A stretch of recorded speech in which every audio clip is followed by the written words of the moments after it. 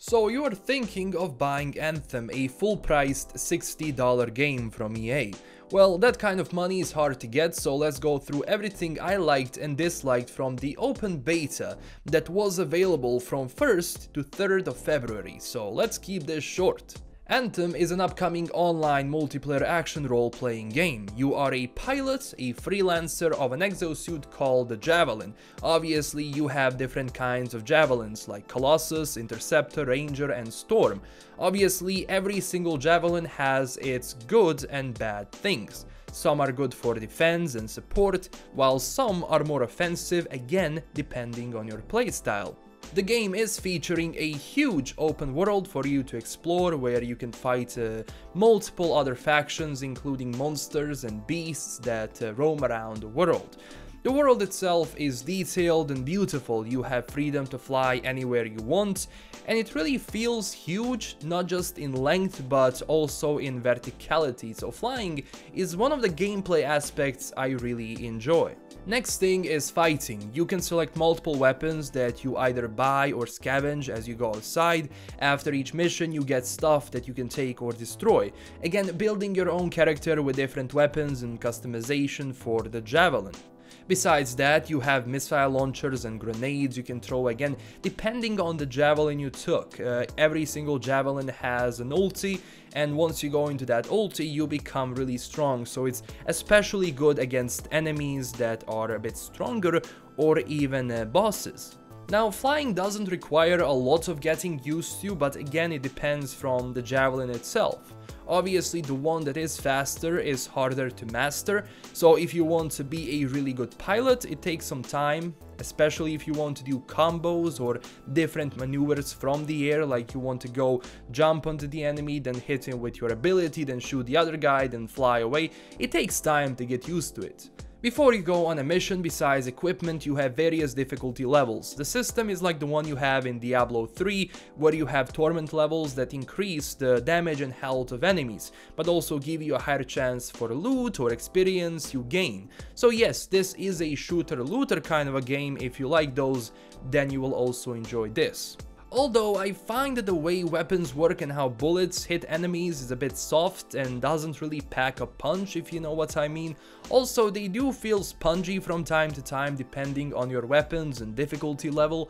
They do have some weak points, not all enemies but most of them, so if an enemy has a shield you have to shoot it in a weak spot, otherwise you will shoot it until tomorrow. The game does require a bit of teamwork, especially in higher levels. If you storm an enemy alone, there is a high chance you will die, so working with your teammates during the fight is important. Although we know how much matchmaking can be stupid sometimes with teammates that are not the best, and you will see a difference especially in no respawn zones or when you are fighting a boss. Now, boss fights are actually more fun than in Warframe in my opinion, although in a demo you can't really experience the full range of bosses, but generally, even though they are spongy, with proper teamwork it can be really fun. So you're probably wondering, why am I talking so positive about the game? Well, I generally liked it. Now the problem comes after it releases. EA is already doing everything in their power to undermine this game with different release dates and skins that cost like $20 that should have been in the game in the first place. And besides the world itself and how the game does have a strong foundation, I didn't find the story nor the main character really interesting in my opinion. They are a default G.I. Joes with no particular things that distinguish them, so if you are looking for a strong character and story-driven game, it's not breaking any records here. I do have a problem with the base, aka for Tarsus. It's not interesting like at all. I am not sure if they locked anything grand in the demo. There are some lore things you can pick up again in the full game, but besides that, it's pretty boring.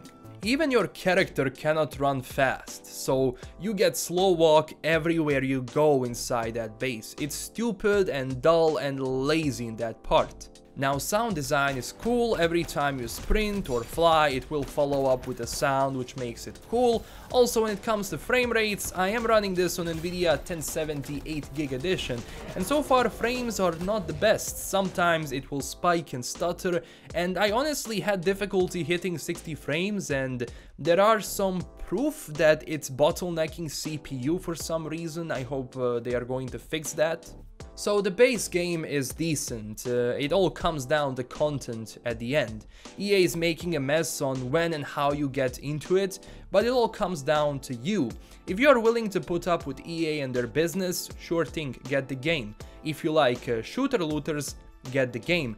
But don't only get it because of that. Content is what counts, and this game is going to depend on content. The difference between this game, living and dying, is how much content they add. And so far, people have been making videos that the end game is not looking really bright. So far, the things I had seen are all fine, but nothing grand. Missions are not super interesting. It mostly comes down to you just doing and finishing stuff without any special cutscenes or characters that are interesting, or even stuff that happens during the mission where it's going to be super interesting. Those things are rare. It's basically go here, shoot these guys, go there, shoot these guys, go back to the fort. So is this something I would buy with full price? Probably not. I'm going to wait for a sale, and also they do have a 10-year plan for this, which feels too optimistic, but if they actually deliver free content besides the usual DLCs, then it's okay. But if everything after this is locked beyond the paywall and it's just those small additions that EA likes to do, and if that thing you paid for is not interesting, well, then how can I recommend this? So far it seems like an okay game that has potential if they don't screw it up. I didn't have any particular bugs. It did return me to main screen 2 times so far when it lost connection. Oh yeah, people have been getting some glitches and bugs, so I also advise looking at forums and Reddit if you want to research those problems. And by the way, if you are not connected online, you can't play this. This is a must-have connection kind of a game. I am not a fan of that, but that is how it is. Now, if you say how can you judge a full game with only a demo, well, that's the point. It should be a demonstration of all the things that the game has to offer. So far, I am not super excited. Trust me, if this was released by another company that is not EA, and by that I mean the same game with no microtransactions and all that bullshit, people wouldn't diss the game all that much, but because EA is involved and they like changing up studios and they put their fingers in it, it's always a problem. It's always a risky buy. So if you are willing to risk it with EA, do it. Buy the game. You saw what happened with Battlefront 2 and all. It was a fun game ruined by them and their practices. I hope this won't be the same. My advice to everyone else who is not sure, wait either the first reviews or wait for a full month. Usually if anything is going to go down, it will go in the first month of the release. If then you enjoy how the game is shaping up, then go and check it out. So thank you for watching this video. Hopefully I helped you a bit with your decision. Again, don't forget to tell me down below what you think about all of this and if you have any questions, and also smash that like and subscribe button if you want more Anthem. This is LKM signing out, and stay classy everyone. Bye bye.